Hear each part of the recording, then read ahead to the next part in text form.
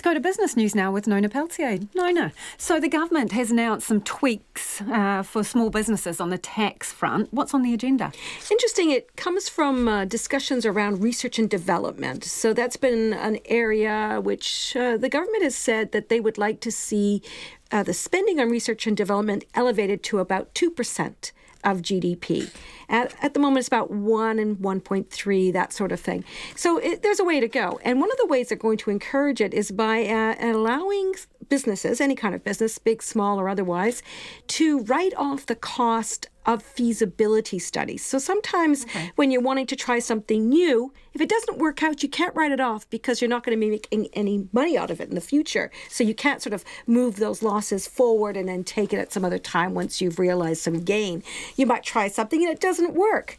And so then what do? So you've out of pocket the money, so why spend it to begin with? This way, you'll be able to write off the cost of trying things out, up to $10,000 as in the year that you do it, but otherwise you can write off greater amounts over 5 years. So this is a big thing in terms of encouraging people to try new things. And hey, if you fail, no problem, you get to actually write that off against your income. So it's a way of putting money into the economy, trying new things, lifting productivity. It's not a bad idea, and it's not that expensive. I was going to say, any feedback on the amount of money there? Because 10 grand doesn't seem like that much. That's 10 grand in the first year.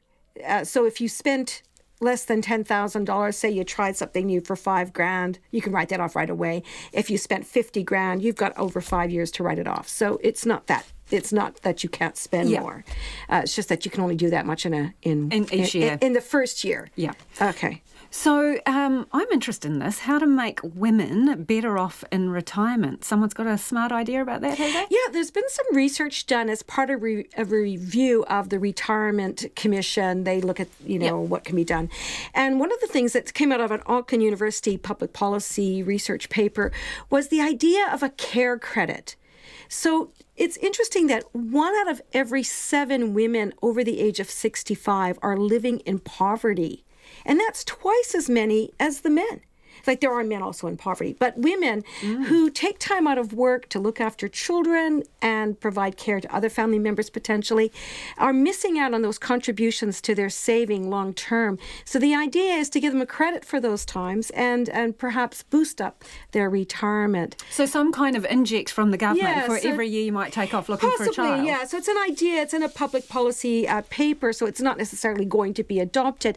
But it's an interesting situation because we do know that, poverty is a terrible thing at any age, but when you're older, you really don't have very many options to earn additional money or to receive money, perhaps. And statistically, with home ownership lower, presumably we're going to have a whole lot of older people in retirement who don't have the asset of their own home. And that's especially so for single mums, that they have that problem too. So it's going to be something to see what happens in the future. We are looking always at how things can be Interesting improved. Talking point for sure. Yeah, for sure.